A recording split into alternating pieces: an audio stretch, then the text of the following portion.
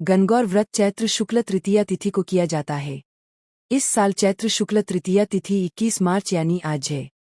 गणगौर व्रत इसी दिन पूरा होगा। मान्यता है कि गणगौर का इस तरह से पूजन करने से विवाहित कन्याओं का सुहाग बना रहता है और पति पत्नी के बीच प्रेम बढ़ता है। आइए जानते कथा के माध्यम से। गणगौर की पूजा। एक समय की बात है, भगवान शिव और देवी पार्वती नारद मुनि के साथ पृथ्वी भ्रमण पर आए। उस दिन संयोग से चैत्र मास की शुक्ल पक्ष की तृतीया तिथि थी। इस तिथि को गौरी तृतीया के नाम से भी जाना जाता है। जब ग्रामवासियों को पता लगा कि भगवान शिव देवी पार्वती के साथ गांव में पधारे हैं, तो गांव की निर्धन महिलाओं के पास जो जल फूल और फल उपलब्ध था लेकर भगवान शिव और देवी पार्वती की सेवा में पहुंचे। गणगौर व्रत कथा एंड पूजा। देवी पार्वती और भगवान शंकर उन निर्धन महिलाओं की सेवा और भक्ति भाव से आनंदित हुए। देवी पार्वती ने उस समय अपने हाथों में जल लेकर उन निर्धन महिलाओं पर सुहाग रस छिड़क दिया। देवी पार्वती ने उन निर्धन महिलाओं से कहा कि तुम सभी का सुहाग अटल रहेगा। उन निर्धन महिलाओं के जाने के बाद उस गांव की धनी महिलाओं की टोली हाथों में विभिन्न प्रकार के पकवान सजाकर शिव पार्वती की सेवा में आईं। देवी पार्वती की ओर देखकर भगवान शिव ने कहा कि तुमने तो सारा सुहाग रस निर्धन महिलाओं में बांट दिया है, अब इन्हें क्या दोगी? देवी पार्वती ने तब भगवान शंकर की ओर देखकर कहा कि उन निर्धन महिलाओं को मैंने ऊपरी सुहाग रस दिया है।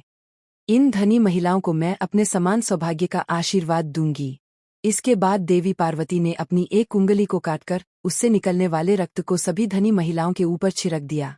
जिसके ऊपर जैसा रक्त गिरता गया उसे उतना सुहाग मिलता गया। इस तरह देवी पार्वती ने चैत्र शुक्ल तृतीया तिथि को निर्धन और धनी महिलाओं को सुहाग बांटा था। इसके बाद देवी पार्वती भगवान शिव से आज्ञा लेकर नदी पर स्नान करने गईं। स्नान के बाद देवी पार्वती ने बालू के ढेर से एक शिवलिंग तैयार किया और उसकी पूजा की।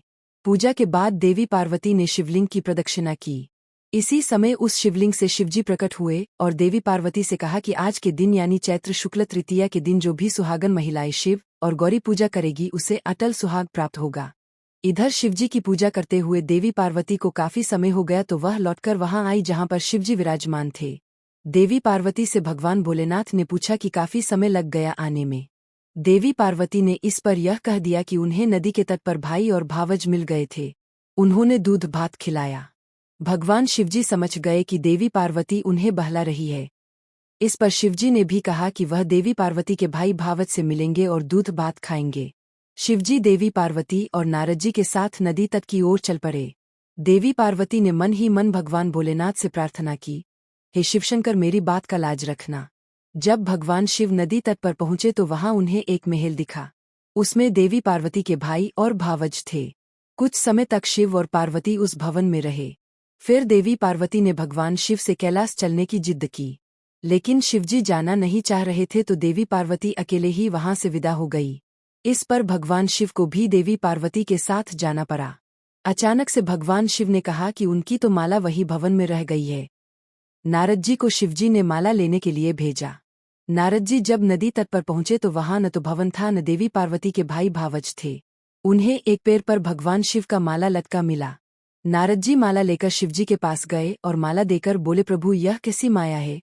जब मैं माला लेने गया तो वहां पर भवन नहीं था, बस जंगल ही जंगल था। एक पेड़ पर माला लटका मिला। इस पर शिव पार्वती मुस्कुराए और बोले कि यह सब तो देवी पार्वती की माया थी। इस पर देवी पार्वती ने कहा कि यह मेरी नहीं भोलेनाथ की माया थी। नारद जी ने कहा कि आप दोनों की माया आप दोनों ही जाने। आप दोनों की जो भक्ति भाव से पूजा करेगा उनका प्रेम भी आप दोनों जैसा बना रहेगा। को यह वीडियो अच्छा लगा हो तो वीडियो को लाइक करें, चैनल को सब्सक्राइब करें और बेल आइकन जरूर दबाएं।